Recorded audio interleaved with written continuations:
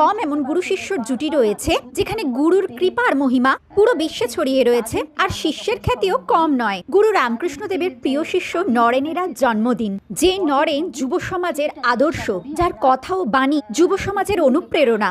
এই যে বড় প্রাসাদের মতন বাড়িটা, এটাই হচ্ছে স্বামী বিবেকানন্দের পৈতৃক বাড়ি, যেটা এখন মিউজিয়ামও বটে। সামনের স্ট্রাকচারটা এরকম হলেও এর পিছনেই যে বাড়িটা রয়েছে সেটা হুবহু কিন্তু একই ধরনের রেখে দেওয়া হয়েছে স্বামীজি যেভাবে বাস করতেন।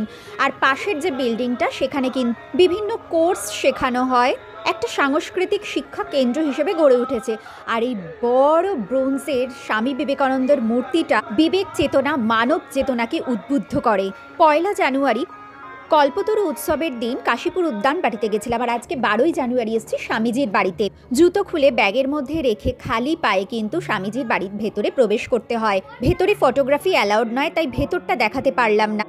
একদম অকৃত্রিমভাবে রয়েছে, যেরকমভাবে উনি ঘরে বসবাস করতেন, যে শিব মন্দিরে ওই ছোট বালক অবস্থায় উনি ধ্যান করতেন, ওনার অত বড় বাড়ির উঠোন, সমস্ত কিছু একদমই একভাবে রেখে তারপরে সংস্কার করা হয়েছে।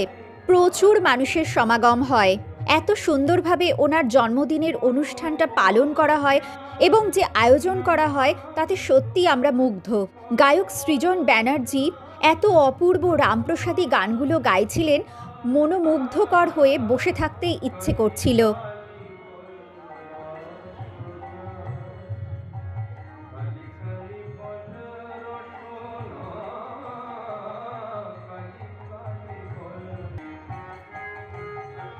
গায়ক নিজে মুখেই বললেন, আজকাল অনুষ্ঠানে এই সমস্ত গান খুব কম গাওয়া হয়, তাই হয়তো নেক্সট জেনারেশনে এইসব গানের চর্চা বা মাহাত্ম্য নাও থাকতে পারে।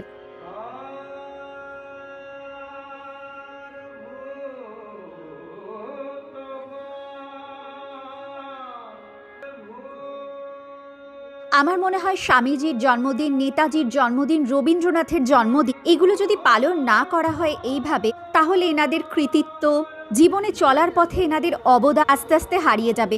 আর খালি হাতে কিন্তু বেরোয়নি, জন্মদিন বলে কথা, মিষ্টিমুখ তো করতেই হয় বলো।